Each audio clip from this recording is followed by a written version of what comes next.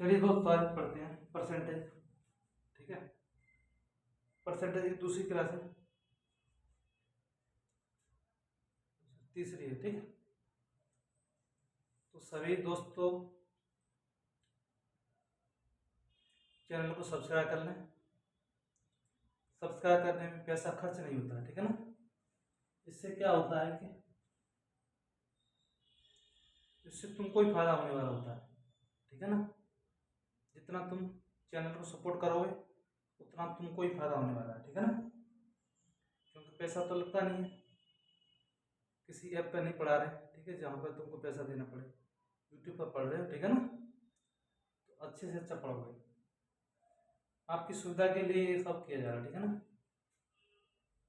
पढ़ने को मिल रहा है। इन क्वेश्चनों को लगाने के बाद एग्जाम में तुम बैठोगे तो वो क्वेश्चन सरल लगेंगे, लेकिन ये क्वेश्चन भले ही आपको हार्ड लग सकते हैं, यानी कठिन लग सकते हैं, लेकिन इन क्वेश्चनों को लगाने के बाद एग्जाम में तुम लगाओगे क्वेश्चनों को तो वो सरल लगेंगे। तो तुमको क्या करना है, एग्जाम में तो निकलना है। एग्जाम निकलना है तो उसके लिए पढ़ना ही पड़ेगा, ठीक है ना। तुम्हारा टारगेट एक होना चाहिए कि एग्जाम में हमारा नंबर आना चाहिए, ठीक है। नंबर कब आओगे, जब ज़्यादा से ज़्यादा क्वेश्चनों को अटेम्प्ट करोगे और सही करोगे। अटेम्प्ट तो तुम कर लोगे, लेकिन सही कितने करोगे वो कैसे पता चलेगा। वो पता चलेगा जब तुम पढ़ाई करोगे अच्छे से, ठीक है ना। मैं जो थोड़े हार्ड हार्ड क्वेश्चनों को डाल देता हूँ, जो हार्ड क्वेश्चन है एसएससी लेवल के उनको क्वेश्चन को एक बार तुम बस देख लो, उनको देखने से ही तुम्हारा उसमें बहुत बड़ा कुछ फायदा हो जाएगा, ठीक है। उसको तुम लगाओगे तो उन क्वेश्चनों को लगाने के बाद जो तुम बुक में या किसी को क्वेश्चन लगाओगे वो क्वेश्चन अपने आप ही तुमको नॉर्मल लगना स्टार्ट हो जाएंगे। करना क्या पड़ेगा, तुम उस क्वेश्चनों को लगाना पड़ेगा। जो भी एसएससी लेवल वाले हैं उन क्वेश्चनों को लगाओ तुम एक बार, ठीक है। उसके बाद ही पता चल जाएगा तुम्हें, ठीक है ना। एक व्यक्ति क्या है, पहले 10% पढ़ी, फिर कुछ दिन बाद 20% पढ़ी, ठीक है। उसकी उसकी आय, ठीक है। किसी की इनकम पहले 10% बढ़ी, फिर कुछ दिन बाद 20% और बढ़ेगी। तो ये पूछ रहा है कि उसकी इनकम में कितने परसेंट की वृद्धि हुई, ठीक है। तो पढ़ते हैं। पहले तो हम फ्रैक्शन वैल्यू पता होनी चाहिए। 10% की फ्रैक्शन वैल्यू कितनी होती है, 1/10। और कितना हो, 20%। 20% की फ्रैक्शन वैल्यू 1/5। तो यानी पहले उसकी इनकम थी 10, 10 से कितनी होगी, एक बढ़ी तो 11। पहले उसकी मान लेते हैं 5 थी, 5 से बढ़कर 1 हुई, तो 5 से 1 बढ़ी तो कितनी हुई, यहाँ पर 6। इनका आपस में मल्टीप्लाई करते हैं, यहाँ आती है जो पहली उसकी इनकम थी वो आती है। जहाँ पे जो इनकम बढ़ गया है वो बढ़ के जो हुई है वो यहाँ आती है। तो 10×50, यानी पहले उसकी 50 थी, क्या 66, अब उसकी 66 हो गई है, ठीक है। पहले उसके 50 रुपये मिलते थे, मान लो रेशियो में 50 रुपये मिलते थे, अब मिलने 66 रुपये। तो कितने परसेंट की वृद्धि हुई, 50 से 66 कितना ज़्यादा, 16। 16 की वृद्धि हुई कितने पे, 50 पे, इंटू 100। 50 दूनी 100, तो कह सकते हैं 32% की वृद्धि हुई। क्या हुआ, 32% की वृद्धि हुई, ठीक है ना। उसकी आय में कितने परसेंट की वृद्धि हुई, 32%, ठीक है ना। चलो भाई चलते हैं क्वेश्चन 2 पे चलते हैं, ठीक है। क्वेश्चन 2 में क्या भाई, मोहन ने अपना व्यय पहले 15% घटाया, फिर उसके बाद उसने 5% घटाया। इस प्रकार उसके व्यय में कितने परसेंट की कमी हुई, ठीक है। मान लो कोई व्यक्ति है, खर्चा ज़्यादा करता है, कुछ भी करता है, उसका खर्चा बढ़ता है, फिर उसने क्या किया, उसने सोचा कि मैं क्यों ना अपने खर्चे को सीमित करूं। तो इसलिए उसने क्या किया, पहले उससे 15% खर्चे को घटाया, फिर उसके बाद धीरे धीरे करके कुछ दिन बाद 5% और घटाया।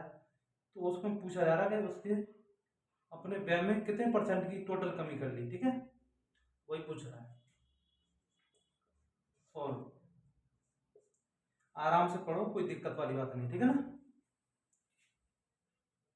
15% की फ्रैक्शन वैल्यू पता होनी चाहिए, बोलते 3/20, ठीक है। 5% की फ्रैक्शन वैल्यू होती है 1/20, ठीक है। ये याद कर लो फ्रैक्शन वैल्यू। तो 20 से बढ़कर बढ़ रही है घट रही है, माइनस हो रही है, तो 20 से 3 कम किया, 3 हो रहा था, 17 हो गई। अब पहले 20 थी, उसने 1 कम कर ली, तो कितनी हो जाएगी? 19। क्यों भाई? हो जाएगी, हो जाएगी।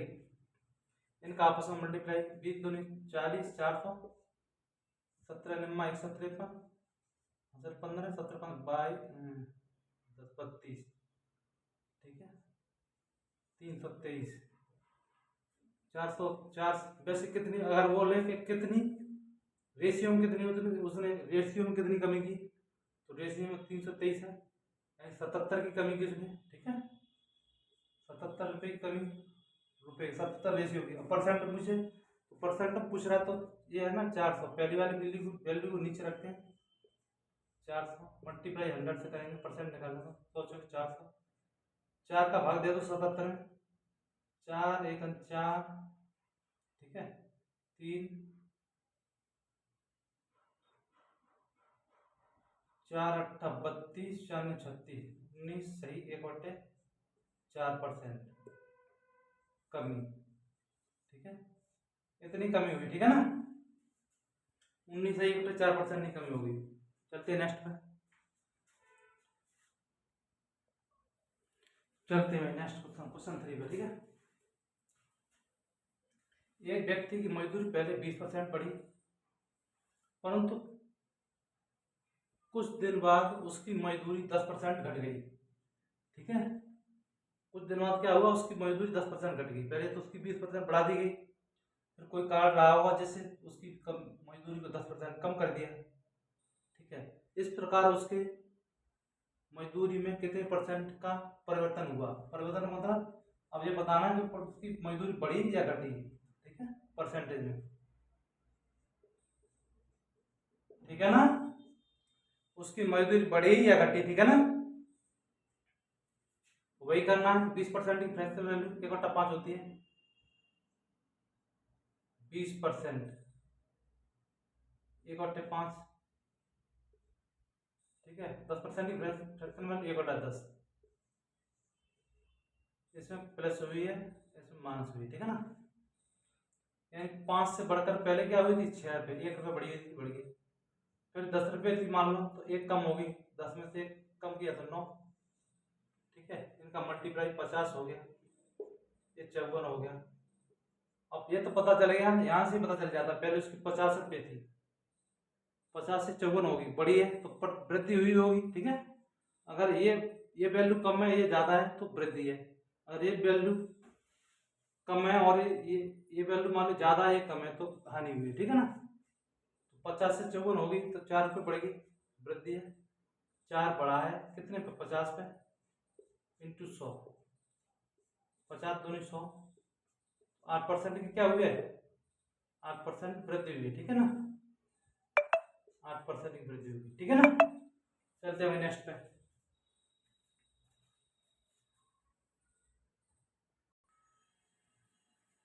चलते हैं नेक्स्ट क्वेश्चन पर, क्वेश्चन नंबर 4।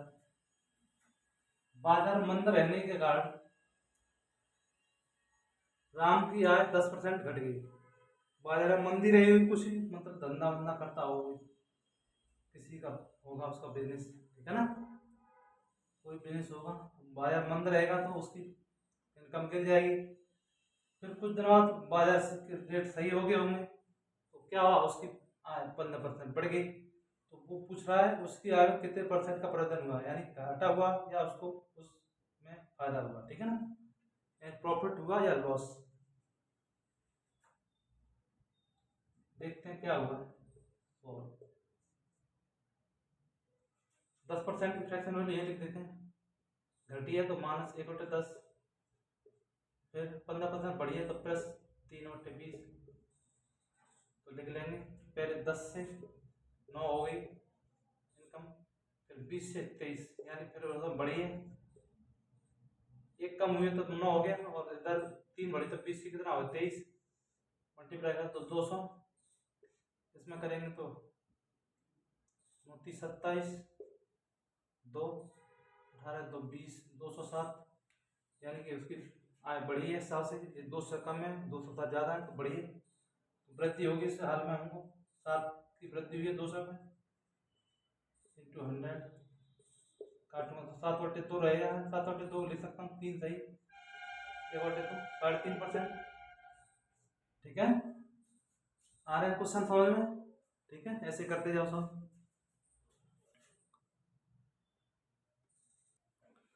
चलिए भाई नेक्स्ट टाइप पे आ जाते हैं। नेक्स्ट टाइप है टाइप 4। ठीक है, इस टाइप में क्षेत्रफल और आयतन पर आधारित क्वेश्चन होंगे। ठीक है, ये टाइप 4 है। ठीक है ना, इस टाइप में क्षेत्रफल पर आधारित और आयतन पर आधारित क्वेश्चन है। ठीक है ना, तो कैसे क्वेश्चन पढ़ लेते हैं।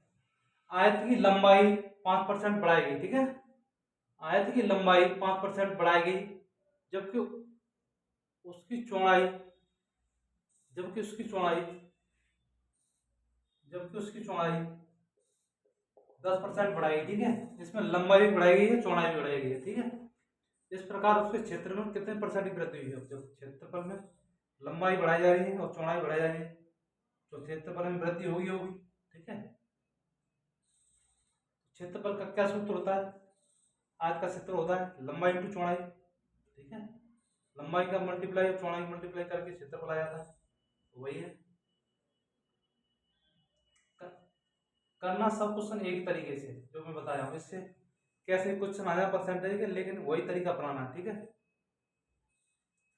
मल्टीप्लाई वाला 5% की फ्रैक्शन वैल्यू कितनी होती है, 1/20 बढ़ाई जा रही है तो प्लस लिखेंगे यहाँ पर, 10% यहाँ बढ़ाई जा रही है तो 1/10 यहाँ प्लस लिखेंगे। ठीक है ना, तो उसकी मान लो पहले 20 मीटर लंबाई थी, एक बढ़ा दिया तो कितनी होगी 21।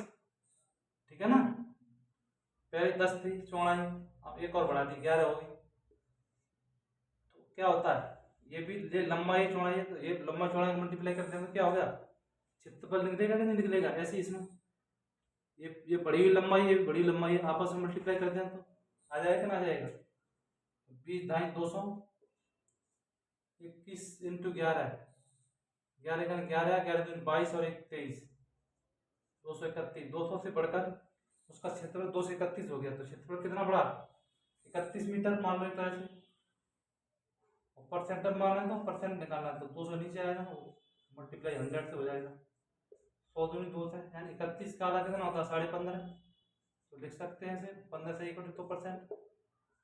इसके क्षेत्रफल क्या हुआ है 15 सही इक्वल टू 2 की 2% की वृद्धि। ठीक है ना, 15 सही इक्वल टू 2% की वृद्धि हुई है। ठीक है ना, चलते हैं नेक्स्ट क्वेश्चन पर। चलते हैं क्षेत्रफल वाले क्वेश्चन पर। दूसरा क्वेश्चन है, एक आयताकार खेत की लंबाई 20% बढ़ाएगी, पहले तो उसकी लंबाई को 20% बढ़ा गया, जबकि उसकी चौड़ाई को 10% घटाया गया। ठीक है ना, उसकी लंबाई को बढ़ा दिया 20% और चौड़ाई को कर दिया 10% कम। अब वो पूछ रहा है उसके क्षेत्रफल में कमी हुई है या वृद्धि हुई है। ये कैसे पता चलेगा, जब हम सॉल्व करेंगे तब पता चलेगा। ठीक है, तरीका वही रहेगा, एक ही तरीके से पूरे परसेंट में चलना है। ठीक है ना, 20% को क्या ले सकते हैं 1/5, 10% को 1/10। ठीक है ना, 20% में क्या हो रहा है वृद्धि हो रही है तो प्लस करेंगे, 10% माइनस हो रहा है तो माइनस कर देंगे। ठीक है, पहले मान लेते हैं उसकी लंबाई 5 मीटर थी, अब एक बढ़ा दी तो 6 मीटर हो जाएगी। पहले उसकी लंबाई 10 मीटर थी, चौड़ाई कम बढ़ती हो सकती है, लंबाई ज़्यादा है चौड़ाई, इससे कोई मतलब नहीं है, ये परसेंट में रेशियो में चल रही है। ठीक है ना, पहले उसकी 10 मीटर चौड़ाई थी, एक कम कर दी तो कितनी आ जाएगी 9, लंबाई इंटू चौड़ाई 5 50 9 54, तो इसमें बढ़ी हुई है। ठीक है ना, 4 बढ़ी है, पता चल गया वृद्धि हुई है, तो 4 की वृद्धि हुई है कितने पे 50 में इंटू 100, 50 दूनी 100, 4 दूनी 8%, 8% की वृद्धि हुई है। ठीक है ना, 8% वृद्धि। ठीक है ना, चलते हैं भाई नेक्स्ट क्वेश्चन पे।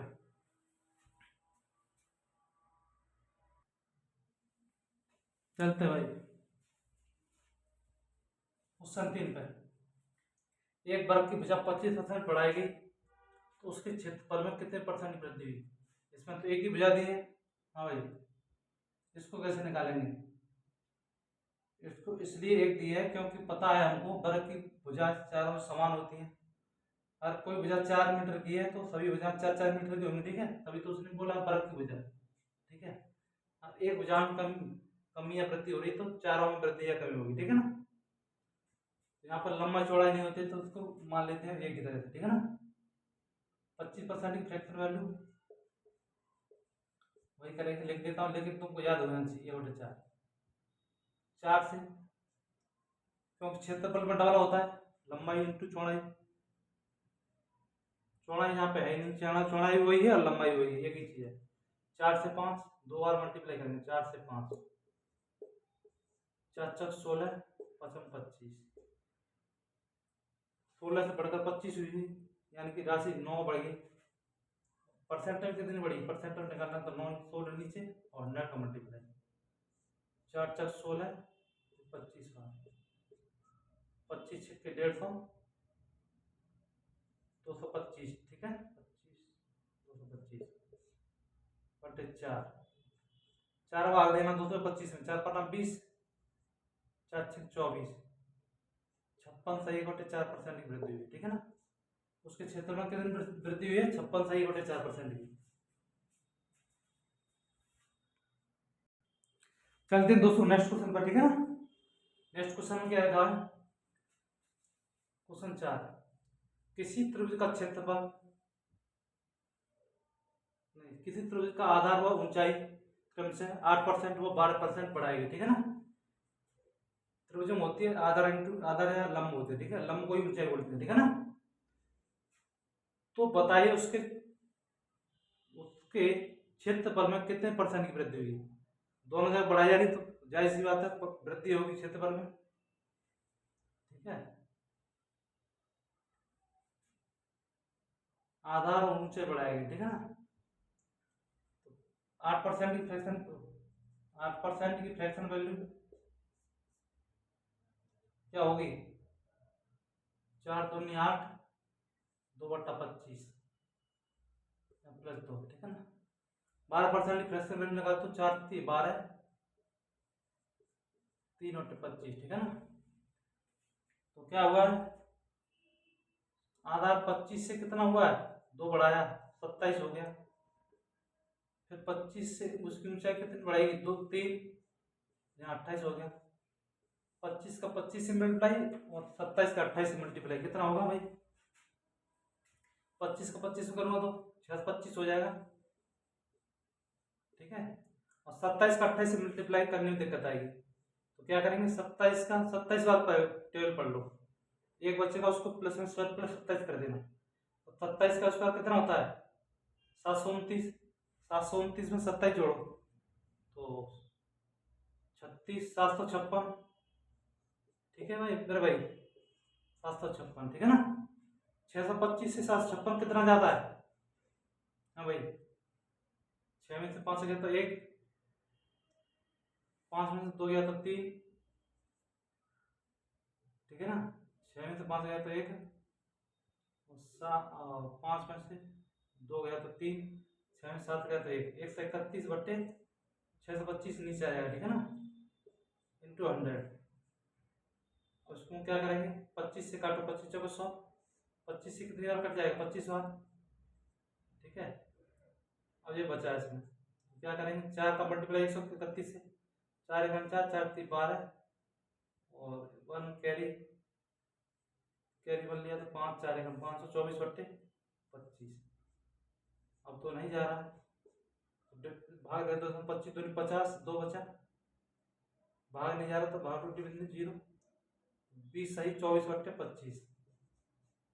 कितने परसेंट की वृद्धि हुई त्रिभुज के क्षेत्रफल में, 25 सही 24 बट्टे 25 की वृद्धि, ठीक है ना। चलते हैं दोस्तों नेक्स्ट क्वेश्चन पर, चलते हैं भाई नेक्स्ट क्वेश्चन पर। नेक्स्ट क्वेश्चन बोला एक समांतर चतुर्भुज के आधार में 25% की वृद्धि की गई, ठीक है, यानी एक समांतर चतुर्भुज है उसके आधार में 25% की वृद्धि की, जबकि आधार से उसकी ऊंचाई में 10% की वृद्धि की गई, ठीक है ना, जबकि उसके आधार से उसकी ऊंचाई में 10% की वृद्धि की गई। इस प्रकार उसके क्षेत्रफल में कितने परसेंट का परिवर्तन हुआ, पहले उसका आधार 25% बढ़ाया और ऊंचाई को कम कर दिया, ऊंचाई कितनी कम की है 10%, तो वही लंबाई की चौड़ाई क्षेत्रफल निकलेगा। सॉल्व 25% की वृद्धि के 25% की फ्रैक्शन वैल्यू लिख दो। प्लस हुआ तो 1/4, 10% फ्रैक्शन वैल्यू 1/10, ये क्या हुआ माइनस हुआ प्लस, तो घट्टी है तो माइनस होगी, ठीक है ना। कोई उसका आधार 4 था, बढ़ के 1 बढ़ा दिया तो 5 हो गया। उसका पहले ऊंचाई 10 थी, 1 कम कर दी तो कितनी रहेगी 9, 4 दाएं 40, 9 5 45, ठीक है। 5 5 45 होगा, ठीक है ना। 5 ज्यादा है तो 5 तो यहाँ लिख दिया। किससे बड़ी है? 40 से तो बड़ी है, इंटू 100, 20 से काटूंगा 20 दूनी 40, 20 500, क्या हो जाएगा 25 25 बटे 2, 25 बटे 2 क्या ले सकते हैं 12, 12.5%, 12.5% 12 तो 12.5 कैसे लिखते हैं, देखो 12 तो ये हो गया, आधा और ज्यादा लिख दो, ठीक है, ये हो जाता है 12.5%, ठीक है ना। चलिए दोस्तों, हम नेक्स्ट वीडियो में डालेंगे, 2 टॉपिक आज करा दें, ठीक है ना।